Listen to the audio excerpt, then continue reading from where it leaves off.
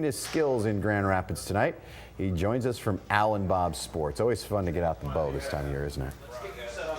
It is, Christian. It means that the hunting season has actually arrived. Fall is officially here. Golf season is winding down. I was always more of a firearm hunter myself, but I do remember Dad and the neighbors having a compound bow like this, shooting it in the driveway or in the garage with an old bale of hay, but this is kind of old school. The bow has really evolved, and then you have the crossbow. It's the hottest new item. It was made legal last year for everybody to use. The DNR estimates over 50,000 people went out and used them, and those numbers are expected to climb even more this year because stores like Al & Bob's say they are flying off the shelves. Take a listen.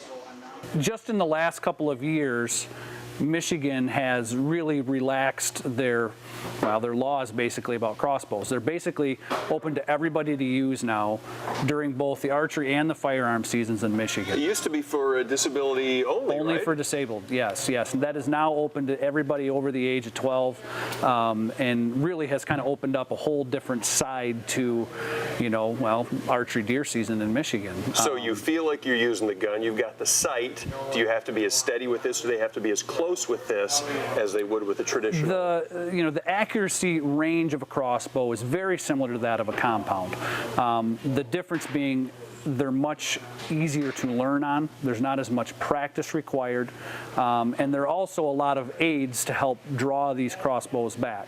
Now, the bulk of the sales that we've seen here at Al & Bob's have been from people that previously were involved in the sport. Mm-hmm. For whatever reason, they've gotten out of it. Whether they just didn't have the time anymore. They started to have some shoulder problems or back problems, and they couldn't pull the bow anymore. Or, it's getting them back into it, and that perspective has been great. I mean, not only from us on a business standpoint, but it's getting more and more people involved in archery, which is a wonderful thing.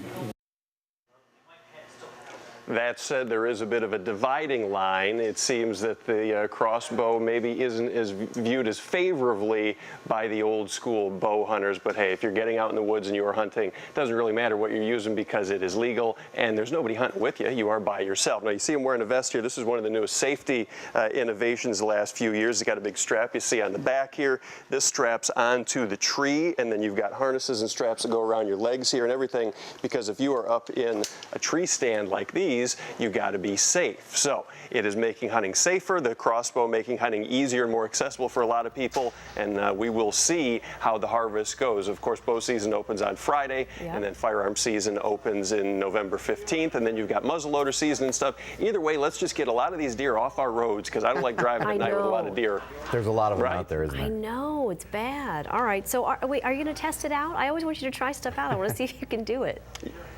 Yeah, when we come back, we're going to head right behind Brian Farber with the camera here to the indoor range, but I will be shooting a regular bow because when it was suggested I could shoot the crossbow, a couple of the guys were like, "You're going to shoot a bow, right?" And I said, "Yes, I'm going to shoot a bow." Don't shoot barbs. I have a crossbow.